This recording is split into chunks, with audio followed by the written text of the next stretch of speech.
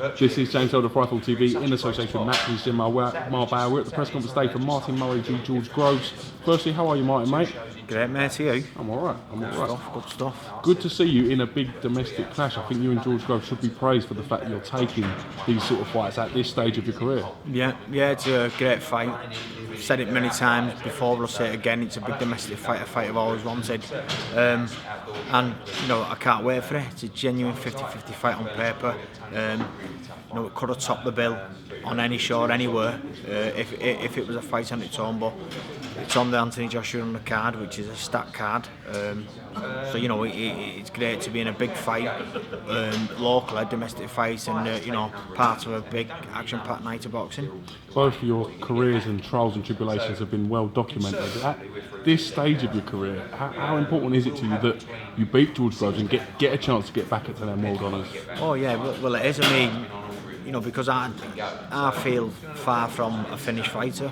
You know, I'm still improving in the gym every day. I feel like I've got so much more to give. I feel like I'm just getting into my prime. So for me to get beat and kind of contemplate what I'm going to be doing then with my career is, you know, a feeling that I don't want to feel. So it's very important for me to win. To obviously win and then go on to, you know, realise my dream and finally achieve my dream of winning a world title. And, you know, I've been so close 3 times before, and I know I'm more or less a world champion without a belt. So I just want to get myself into that position. I've always said I want a big world title fight at home, and you know that's what I'm aiming towards now. You know, I'm hoping obviously sort Groves out, beat Groves, and then, you know, don't know what's happening with the WBA, but we can get a world title fight at home then. So there's a lot on the line with this fight. You know, like you said about fair play to us both for both risking it. But I don't feel like I'm risking anything. You know, this is a fight that I want. I want this fight. I've been pushing for it, and I'm confident I'm going to win. You know, I've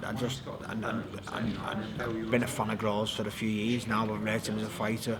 He's got a good jab. He's got good power in his right hand. He's got a good right hand. But I know I've got what it takes to beat him. And on June 25th, you'll see me break him down and beat him. It's as simple as that. With the tenaciousness that you have and the way you fight and what you said in the press conference today with George Groves' perceived stamina problems, does that sort of mean you're looking to take George Groves into them deep waters, into them championship rounds? Well, that's how I train anyway, full stop. I train for fights to go all the way and to take them into deep water. If they go early, then they go early, but you know, I think my fights have shown I've got a good engine, I've got an high work rate, I'm busy, and I can go for a solid 12 rounds. You know, Groves has got stamina issues. It's well known. You know, and the fight favours me late on with him fading, but also me with me work rate and being a solid 12 round fighter. But it favours him early with his power and his you know, he's dangerous early. So I think that's what's intriguing about the fight as well. But you know, I've got one of the best defences in world boxing, one of the best defences. You know, it took someone like Golovkin, you know, someone of that quality to open me up the way he did.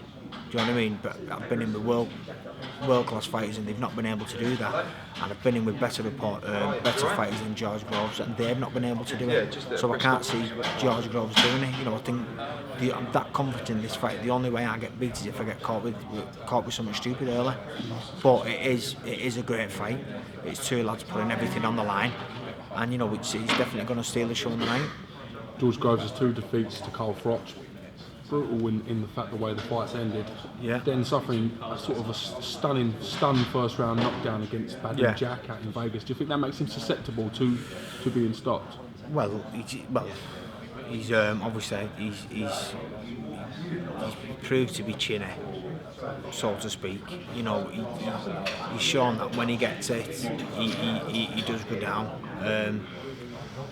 I mean, you know, he's got chinks in his armour. He's shown chinks, notable chinks that I'm going to exploit. You know, he's we've been working on tactics, we've been working on Groves for quite a while now. We know how good he is, but we know what we need to do to beat him. You know, Shane McGuigan, aka Freddie Roach, as he seems to think he is these days. You know, he's going on Golovkin. Golovkin doesn't rate your power. Well, that's great, but I don't rate your training qualities either. I don't rate you as a trainer. So the fact that he's with you means piss all to me.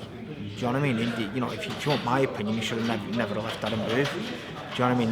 That's what I think. What he did, and I think from then he's faded as a fighter. And obviously the Froch fights, they've made him fade more. And he is chinny, and he has got chinks in his armour. And on June 25th, I'll exploit them and I'll beat him in a way he's never been beat before.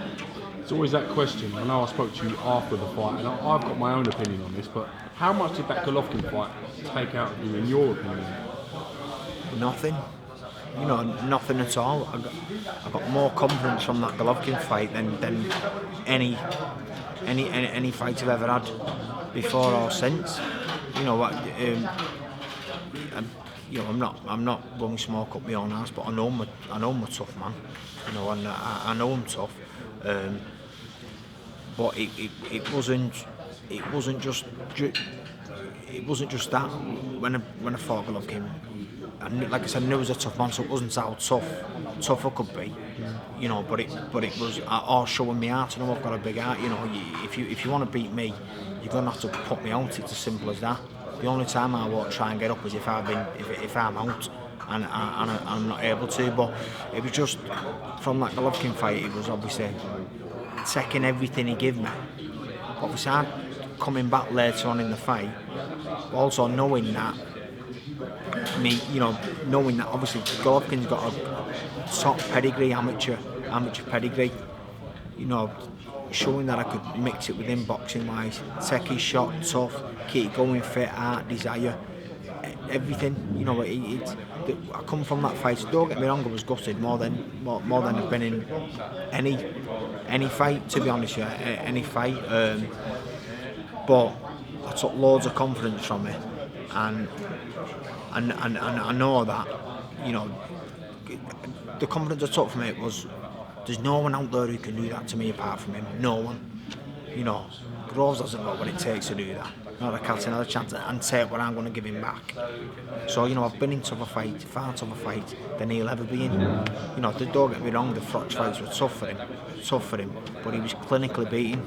You know, clinically beaten, and they took a lot out of him. And you know, I think on June 25th he's going to be in another type of them fight. He's not been in a fight like that since. You know, when it gets hard for him, psychologically and mentally, when it gets hard for him, I will break him, and you will see him fold and crumble. Listen, on the 25th. Looking forward to a great contest. It really adds to the card. There's genuine excitement around this fight. So thank you very much for coming to Apple TV. Congratulations to you and George Groves on getting a big domestic clash. Yep. And I hope it lives up to expectations. Yeah, stuff will do. I'm sure it will. Top man, James. Cheers, mate. Thanks.